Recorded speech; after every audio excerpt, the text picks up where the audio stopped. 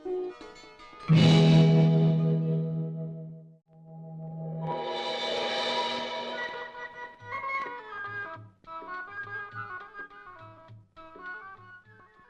சுவாமி.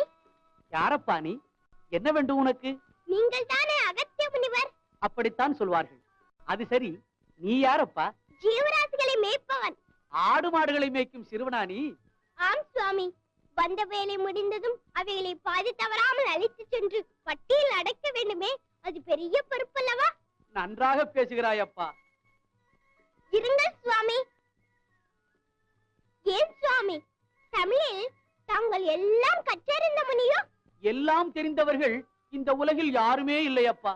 ஒன்றும் தெரியாமலா முத்தமிழுக்கும் இலக்கணம் செய்தேன்? நான் எதையும் செய்யவில்லையப்பா. அந்த முருகப் பெருமான் என்னுள்ளிருந்து அதை செய்தார்.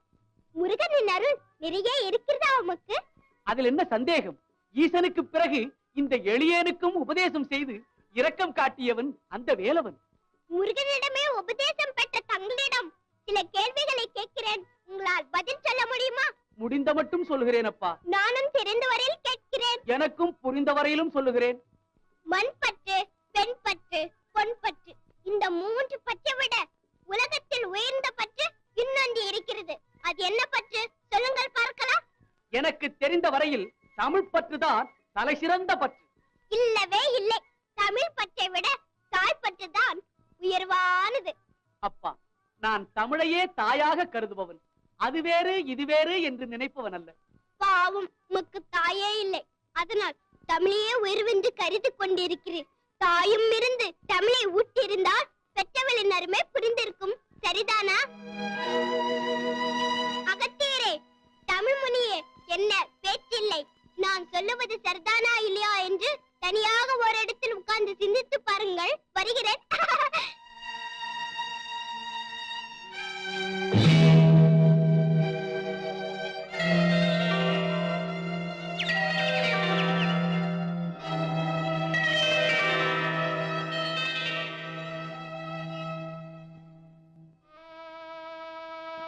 ஆடு மாடுகளை மேய்க்கும் ஒரு சிறுவன் வந்து என்னை தாய் தந்தை இல்லாத அனாதை என்று சொல்லிவிட்டு போய்விட்டாரே. அப்படி என்றால் நான் யாருமற்ற அனாதையா? எனக்கு ஆதரவு காட்ட உலகில் ஒருவருமே இல்லையா? தமிழ் மொழியின் மேல் பற்று கொண்ட காரணத்தால் நான் தாய் பற்றை அறியாதவனாகவா போய்விட்டேன்? என்னை பேணி காத்து வளர்த்த என் அம்மையப்பன் செவியில் இந்த பாவியின் குரல் ஒலிக்கவில்லையா? அம்மா!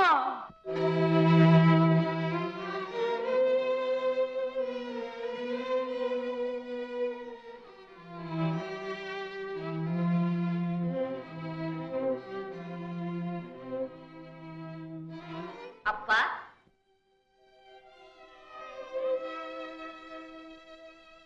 அம்மா என்று அழைத்தது நீதானே? ஆம் தாயே. ஒரு சிறுவன் என்னை அன்னை தந்தையற்ற அனாதை என்று ஏளனம் செய்து விட்டார். அந்த வேதனையை தாழ முடியாமல் என் மனம் நெகிழ்ந்து அவர்களை அழைத்தேன்.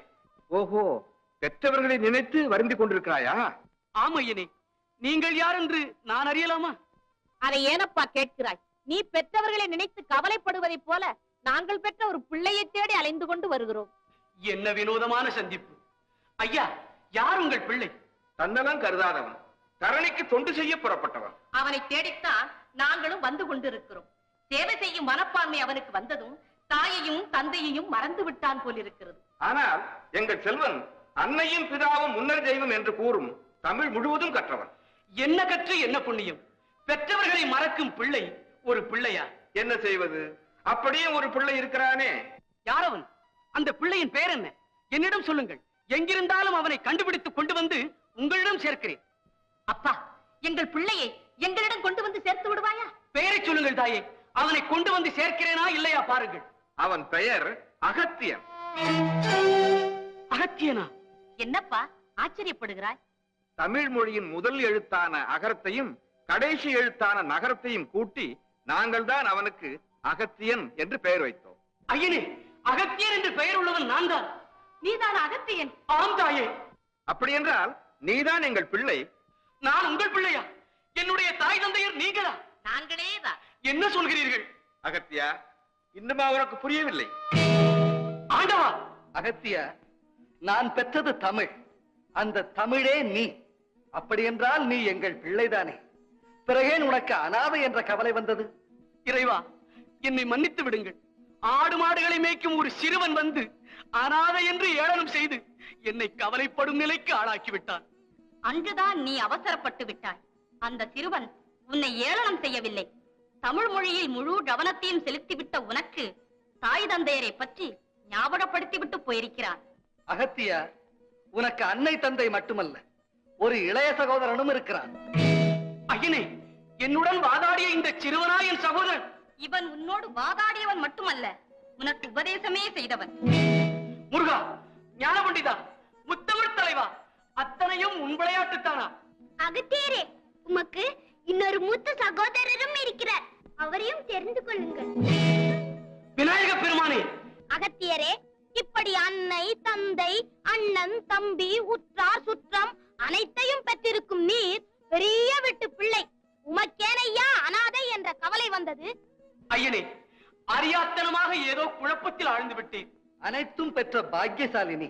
உலகில் உனக்கு நிகர் வேறு எவருமே இல்லை. நாராயண். இறைவா, வணக்கம். நாரதா, நல்ல சமயத்தில் வந்தாய். அன்று எங்கள் கல்யாணத்தில் அகத்தியனிடம் எல்லாவற்றையும் செய்து முடிக்கும் வல்லமை இருக்கிறதா என்று கேட்டாயே, இப்பொழுது என்ன சொல்கிறாய்? தேவி, இந்த குறுமுனியின் புகழ் பெருமளவு உலகில் பரவ வேண்டும் என்றுதான் ஆங்காங்கு கலகத்தை துவக்கினேன். என் திட்டப்படி சென்ற இடமெல்லாம் இவருக்கு சிறப்பே கிடைத்தது. அதையும் செய்ய சொல்லி ஆண்டவன் தான் எனக்கு ரகசியமாக கட்டளையிட்டார்.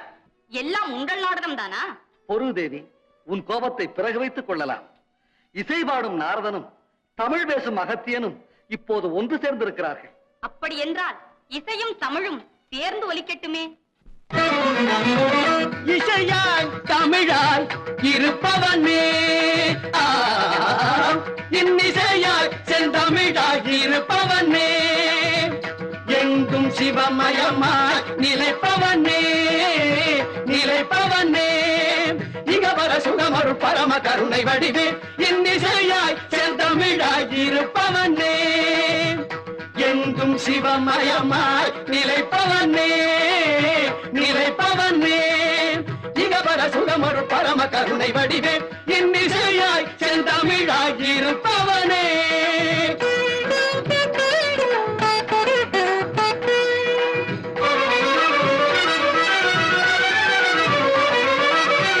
பொன்னெழில் மேனியில் பூசிய வெள்ளீரும் பூந்தளிர் மலர் மாலையும் ஒளிவுடன் ஒளிவிடும் இளமதி. பொன்னெழில் மேனியில் பூசிய வெள்ளீரும் பூந்தளிர் மலர் மாலையும் ஒளிவுடன் ஒளிவிடும் இளமதி. வாய்ந்த செஞ்சலை கோலமும் மாணவர் ஞானியர் வாழ்த்திடும் வடிவினை உடையாய் அருட்பெரும் சுடராய் அடியவர் மனதினிலே இசையாய் தமிழாய் இருப்பவனே,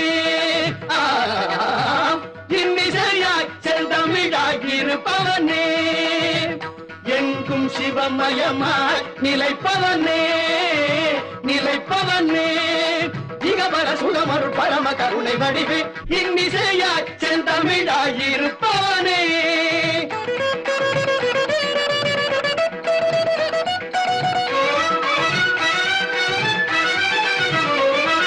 நந்தி தேவனோடு இந்திராதியர் வந்து தாளினை வணங்கிடவே, நந்தி தேவனோடு இந்திராதியர் வந்து தாளினை வணங்கிடவே, தந்தி மாமுகனும் விந்தை வேல்முகனும் சந்தமார் தமிழ் உழைங்கிடவே, தந்தி மாமுகனும் விந்தை வேல்முகனும் சந்தமார் தமிழ் உழைங்கிடவே, எந்த வேளையும் மறந்திடாது மறைசிந்து நான்முகன் பணிந்திடவே, கந்தமார் குழலி இந்த நேர்வதனி மங்களாம்பிகை மகிழ்ந்திடவே, கவினுறு முகமதில் இளநகையே கனிவுறு விழிகளில் அருள்மழையே சுவைப்பட வருவதும் எதுசுரமே துணையென மொழிவதும் உயர் தமிழே, மந்திரமாய் மாதவமாய் தந்திரமாய் தாரகமாய் வழிபடும் அடியவர் இருவினை பொடிபட படுமறி தனிவிடும் இனிய அபயகரமும் வாய்ந்த செஞ்சடை கோலமும் மாணவர் ஞானியர் வாழ்த்திடும் வடிவினை உடைய அருட்பெரும் சுடராய் அடியவர் மனதினிலே இசையாய் தமிழாய் இருப்பவனே, இன்னிசையாய் செந்தமிழாய் இருப்பவனே, எங்கும் சிவமயமாய் நிலைப்பவனே, நிலைப்பவனே, பரமருள் பரம கருணை வடிவே இன்னிசை